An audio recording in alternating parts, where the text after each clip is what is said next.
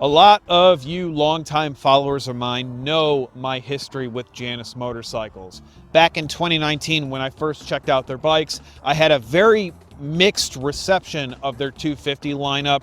At some points, I was hypercritical of their bikes. Well, fast forward years later, I revisited the company when they released their new Halcyon 450, and then I checked out their lineup of the 250 bikes as well, and had a much better experience with their motorcycles and overall the brand in general. So here we are, even a couple years after that last video, where Janus has given me the opportunity of checking out their newest 450, and that is the Gryffin 450. Of course, they decided to let me check out their bike in basically winter when it's colder than hell. But I'm not really complaining. I love riding in the winter. I love riding in the cold, so it's not really a big deal to me. But unlike before, where I had a very limited time to ride their bikes, I have this for a few days to really give it a brutally honest review and not just some simple 20-minute first impressions type deal like in years past. Also, I need to point out that this video is going to be a road-focused look at that Gryffin 450. Why? Well, I'll get to that later on. Full disclosure, this is a prototype Gryffin. This is definitely not a brand new motorcycle. It has a few things on it that have changed versus that of a new full production bike. It also has 4,000 miles on it.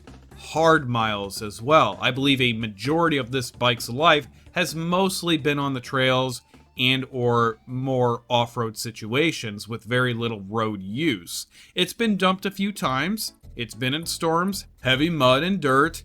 Basically, it's seen some shit, yet this bike is still kicking. One last thing, everyone.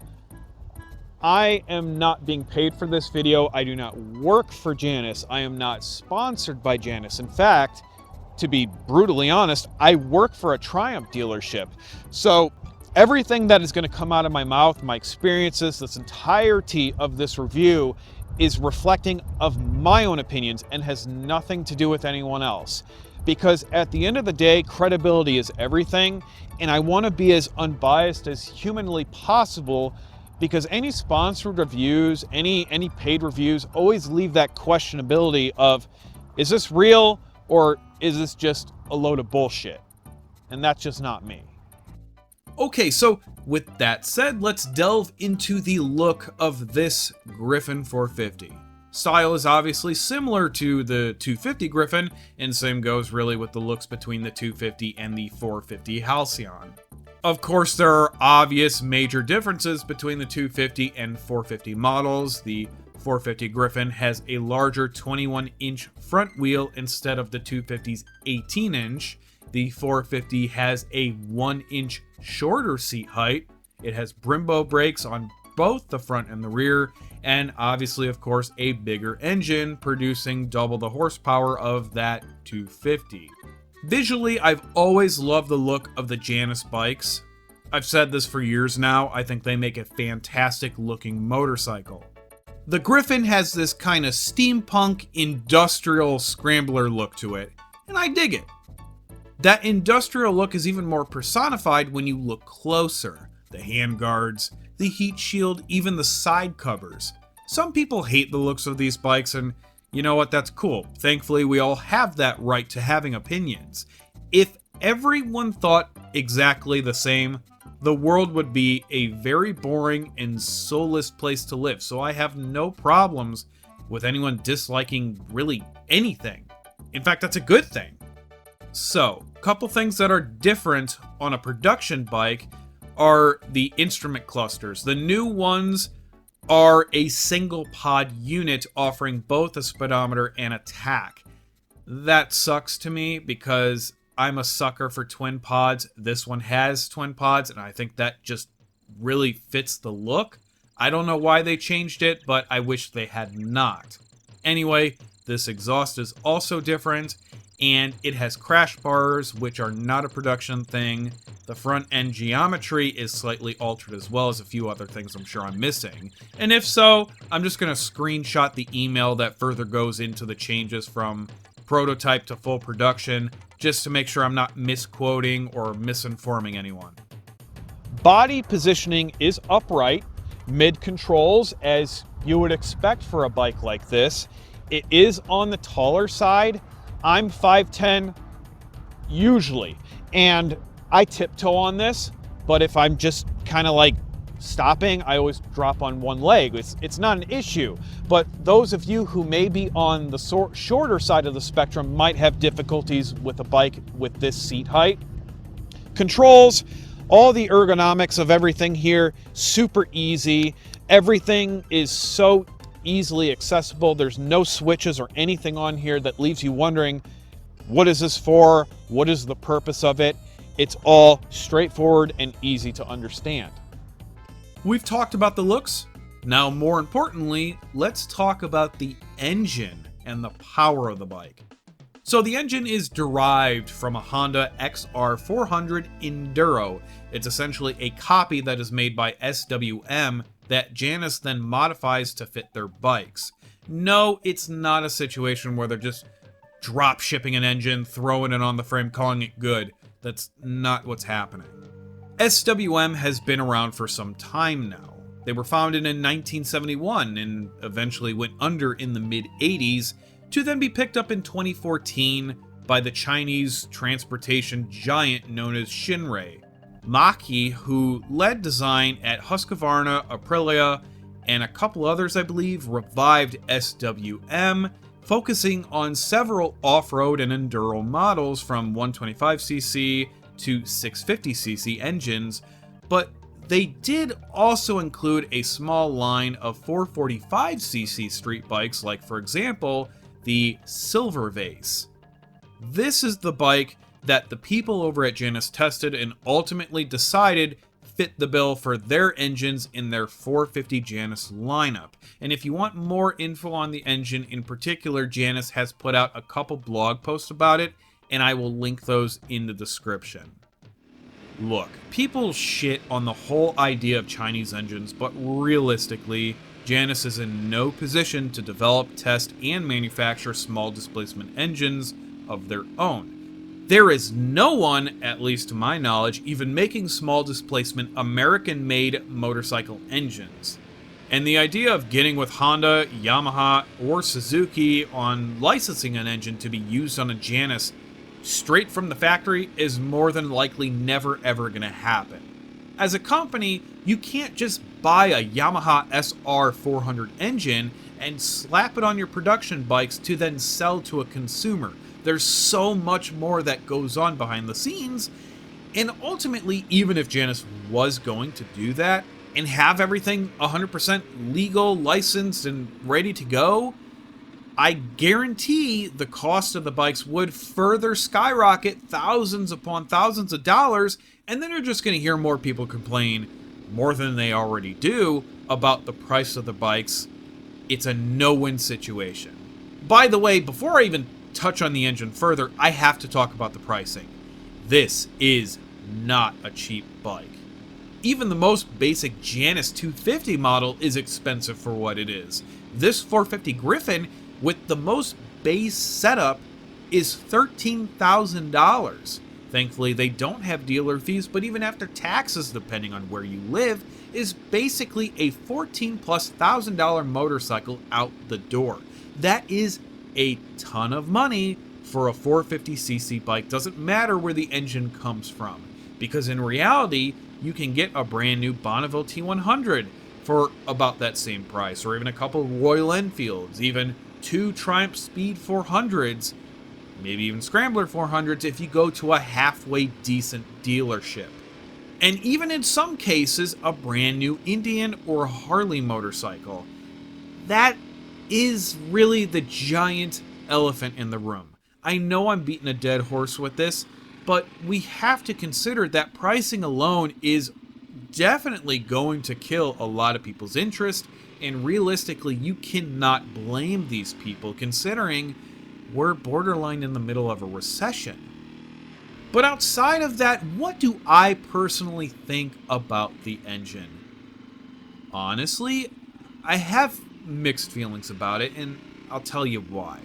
The engine is technically very underpowered for its size. It's really a 445cc engine that's single-cylinder, air-cooled with the help of an oil cooler, only producing a small 30 horsepower, and Janus, for whatever reason, doesn't say torque specs on their specs sheet. The engine, oddly enough, reminds me of a 411 Royal Enfield, but with noticeably more power. The Scram and Himalayan 411, which yes, style is different, I get it, but the point of those bikes are similar in a way to the Janus Gryffin. Those two Royals only push out 24 horses with around 24 foot-pounds of torque, and the engines on the Janus and Royals are more workhorses than they are powerhouses. With the Royals, of course, having less horsepower, but they're also significantly heavier at 70 to over 100 pounds more than that of this Janus Gryffin 450. That's one huge thing that people don't take into consideration all that much. Power to weight ratio. This bike practically weighs nothing at only 330 pounds. And because of the Gryffin being so lightweight, the bike scoots around completely fine. You don't even really notice that underpoweredness because it's still torquey and zippy. It's plenty powerful for city and country roads, which, yeah, I understand is a hideously stupid thing to say. I mean, if a small displacement bike is terrible at slow speed travel, what's the point in having it? Highway travel isn't exactly difficult either. It'll cruise just fine at 65, 70 miles an hour, doesn't seem to complain. I don't feel like it's struggling at all, and I don't feel like I'm wringing out the neck of the motor. Also, the speedometer is not accurate, so please don't pay attention to that. Sure, passing power on highway is not exactly great, but that should be expected, all things considered. Rider skill plays a huge role in highway travel with small displacement bikes. I mean, case in point, I've taken my classic 350 on a 2+ hour, mostly highway ride before, and as some of us know, that bike is speed locked at 75 miles an hour on the dash, and I didn't run into any issues whatsoever myself, but I also pay a lot of attention to my surroundings and when it is appropriate to pass. This Janus 450 has a much higher claimed top speed at over 90 miles an hour. The fastest I've ever went on this bike was on an interstate road at 82 miles an hour, and boy, let me tell you, that's an experience. I don't know if I would recommend it on this bike with that current tire setup, because 80 does feel like 130 miles an hour on really any other motorcycle out there. Now this goes into that whole deal where people are gonna say, well, Foxxy, Janus bikes are not meant for speed. They're not crotch rockets. Okay, that's all obvious. It's all stuff everyone in the world could possibly understand. Though, because I'm one of those guys who likes to mess around with bikes and cars, it does make me wonder what can be done to this bike to, you know, beef it up a little bit. Squeeze out some more horses and possibly make it more versatile and balanced in the long run. You know, exactly what Motocult did with their 250s and what I've done with the Project Royal Enfield series and another future series that I'm currently working on. I mentioned before how this is a more road-focused perspective of the Gryffin 450, and I have to touch on that for a few reasons. So, for those who are unaware, I have some pretty gnarly health problems, which limit me to only riding road bikes. I have a very rare disease called pyoderma gangrenosum, an autoimmune thing where basically my white blood cell count skyrockets, leading them to attack my body, causing extremely large and painful open wounds. I still have a large wound on my left foot that's over 4 years old. When this whole thing started years ago, I flatlined 3 times in the hospital, and my disease ate the foot down to the point where bone was exposed on my left ankle, and I now have tons of nerve damage in that foot. So because this wound is still about the size of a deck of cards, if I hit it on dirt trails, the trauma alone from my foot hitting the peg hard could possibly cause me to bleed out, creating one hell of an issue. I have a few videos on this whole thing in case you want a little bit more information or clarification. Plus, honestly, God forbid I do get injured in any way, even if I'm just doing yard work or chopping up ingredients in the kitchen for some meal, I'm at risk of my disease triggering another flare-up, creating a whole new batch of problems. So yeah, a road-focused look at the Gryffin is exactly what this video is. That said, I will say I have seen a ton of videos where this bike has performed amazingly well off-road in horrible terrain. My understanding is that the design and testing of this bike was helped partly by a few racers who have done, or maybe they still do, motocross. I do know that these guys have beat the absolute hell out of the Gryffin 450s, putting them through their paces, and they've done totally fine. If there is one negative thing I could say about the engine that has nothing to do with its displacement, I'm not a mechanic by any means, so if my explanation of what I'm about to say doesn't make much sense, I apologize. I'm doing the best I can to describe this. Something is clearly wonky with how the bike is tuned or mapped out. It's definitely not optimized correctly. I don't know if it's an EPA compliance thing, or with this being a prototype, maybe something has changed with a full production bike. I don't know. I can only review what is currently in front of me today. The bike absolutely hates being lower in the RPMs. Anything under 4,000 RPMs is near lugging the engine, and it becomes insanely obvious when you're at that point because the bike vibrates significantly more than normal. It sounds like crap, and it has very little power, or the bike hesitates before that power is even there. Another example of this is when you're in second gear, say going 25 miles an hour, it's patently obvious that the bike is starving for fuel. It's as if the engine wants to cut out, there's some stuttering happening, but the moment you hit, say, 30 miles an hour in second gear, the bike goes back to behaving normal. There's also obvious dead spots, lag, or choppiness in the throttle. Kind of like if you take a modern bike and do a whole bunch of performance mods to it, and then just never tune it or even use something as simple as a fuel commander. It has that same sort of feel to me. It really just needs a full-blown proper tune, and if and when that should ever happen, I think this engine would be absolutely perfect for what it is. I don't have a problem whatsoever with the power of the bike. I have also zero reservations in regards to reliability or the longevity of the engine. We can already tell this bike has been beaten heavily, and it's been fine so far.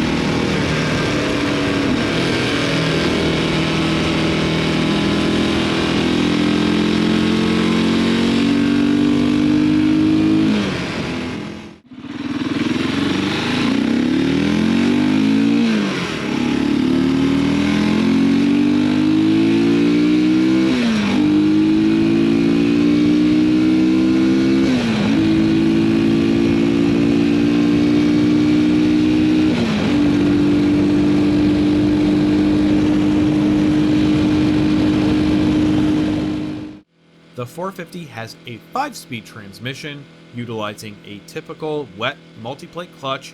It's chain drive, nothing crazy, doesn't have a slipper clutch nor any form of clutch assist. It's simple to operate, the lever is maybe on the heavier side to pull, though the engagement point is incredibly easy to figure out. Shifting through the gears I found to be very smooth, both with upshifting and downshifting. Honestly, everything just works fine. There's not a real whole lot to say about it. I thought that the way the bike is geared fit the Gryffin totally fine. The spacing in between shifts are pretty evenly balanced and spaced out. I've heard some people remark that it needs a 6-speed gearbox instead of only having 5. I don't really agree with that.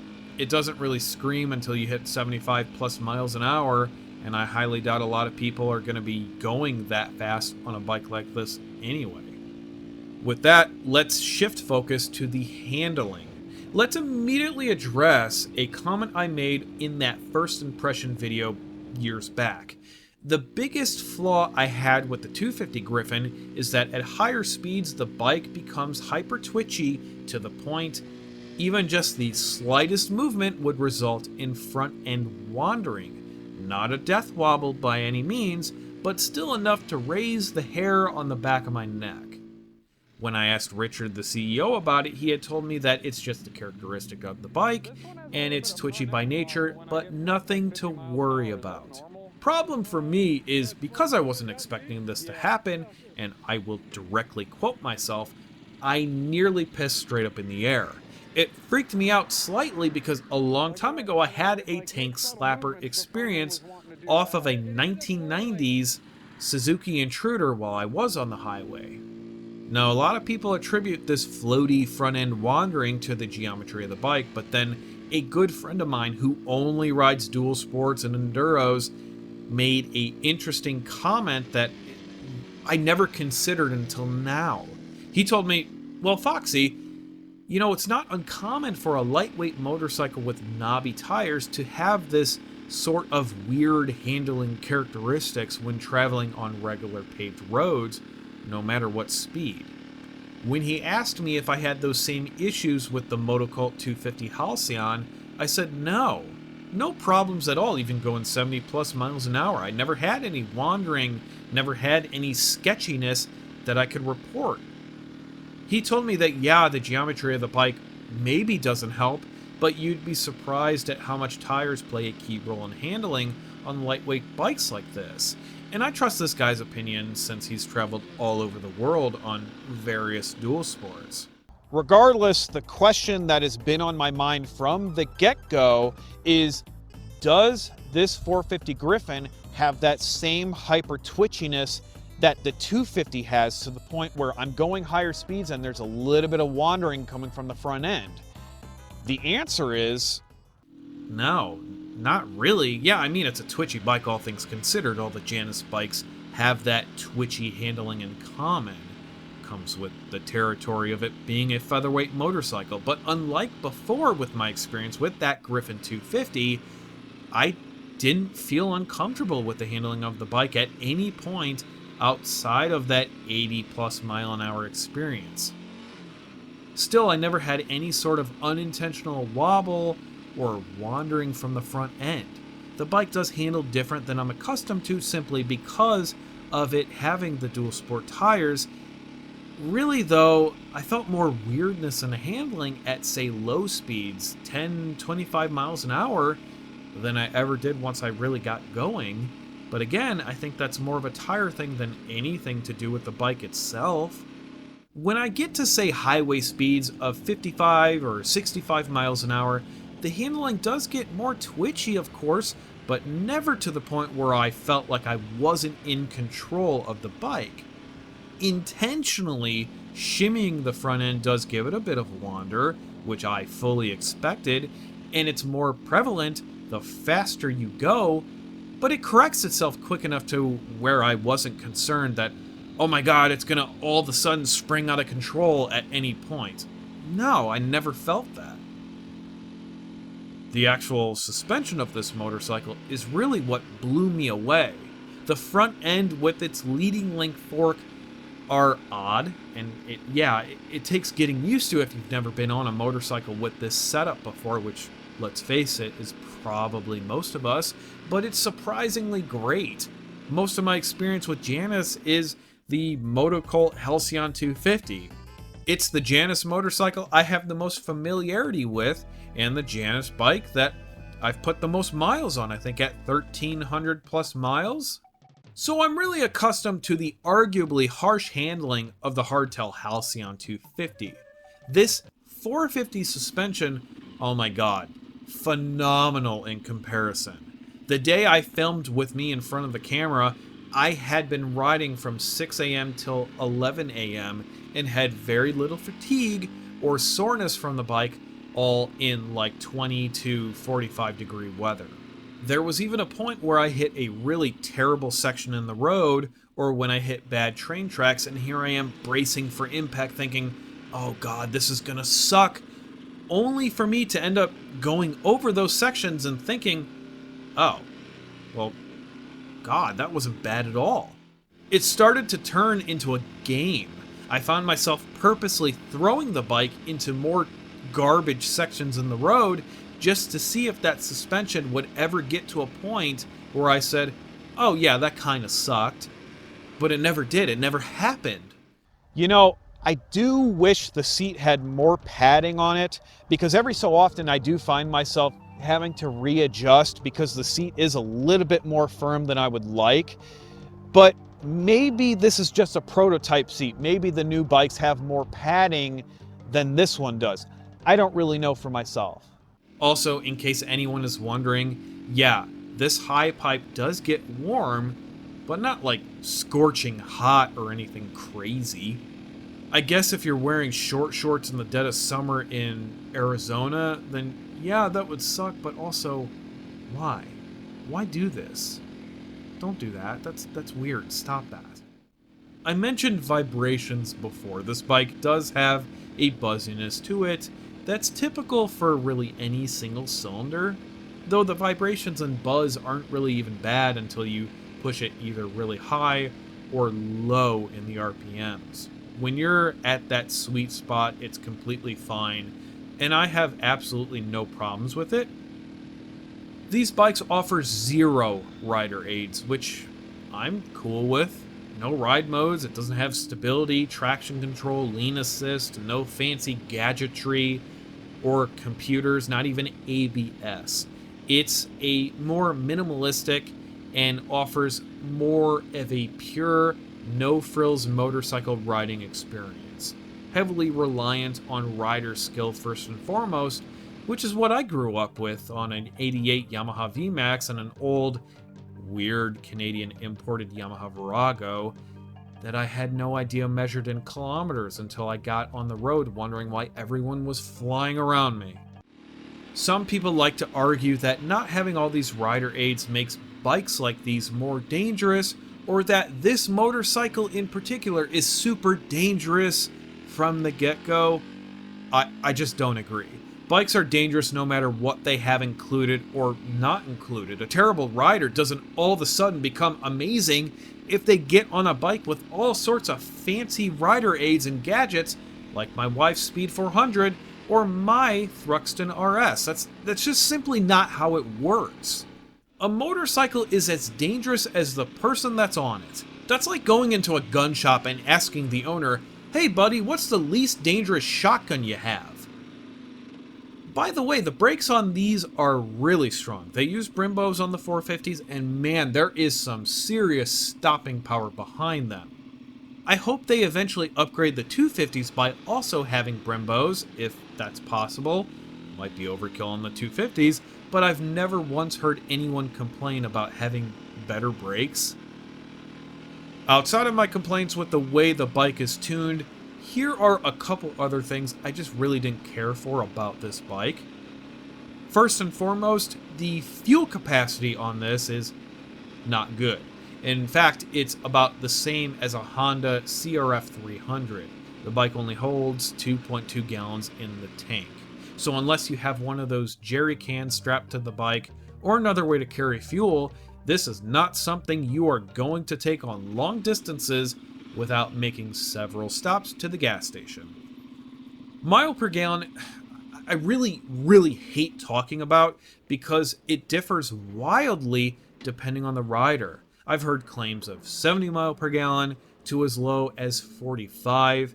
In reality, expect the fuel light to stay on at around 80 to 100 miles, give or take. Again, this is dependent on the individual rider.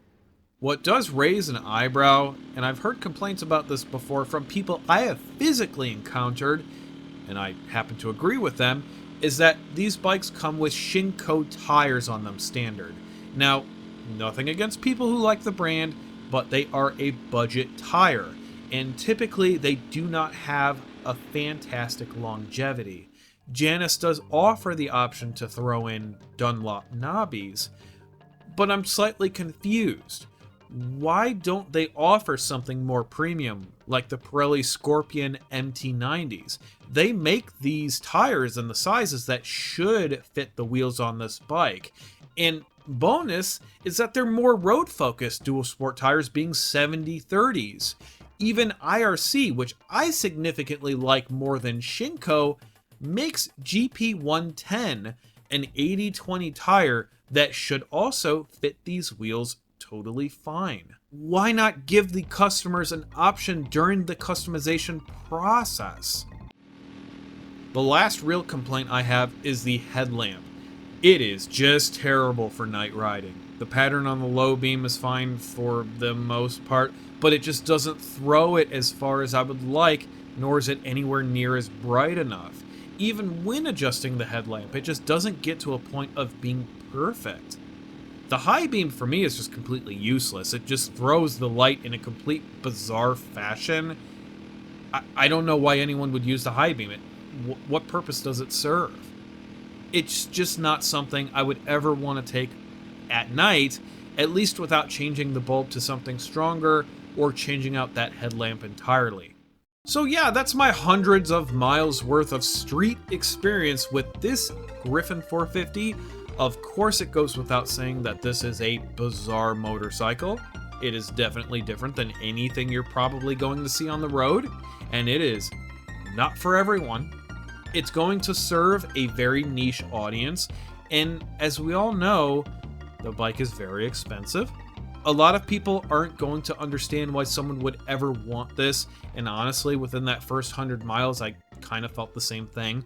You know, why would I buy this? But the more I rode it around Michigan and Indiana, I was starting to really just enjoy myself on the bike. It's quirky as hell, but still, it's just so much fun to ride, and I found myself smiling and even laughing just from the enjoyment I was having on this otherwise strange motorcycle.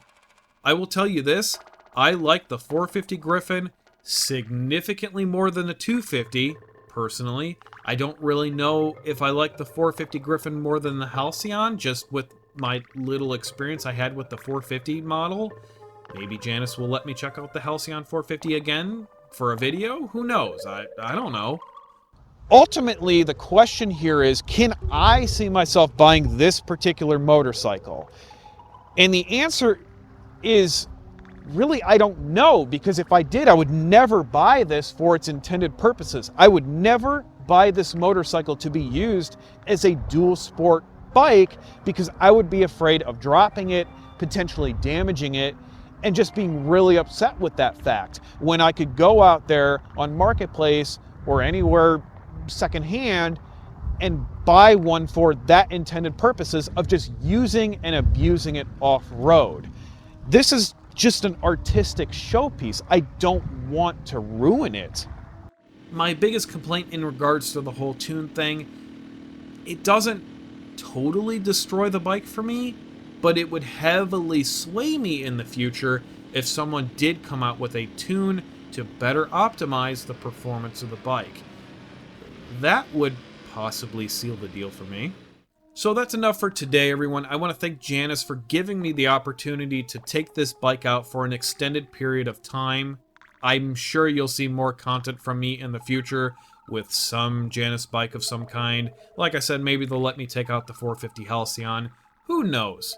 Definitely, if you are interested in the bike or the brand, I highly encourage you to at least check them out for yourself. Even take part in the discovery days where you can demo one of their bikes firsthand, and then you can form your own opinion.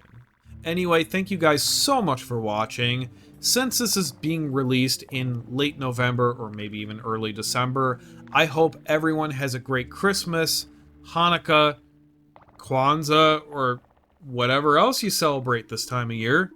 As always, take care and ride safe.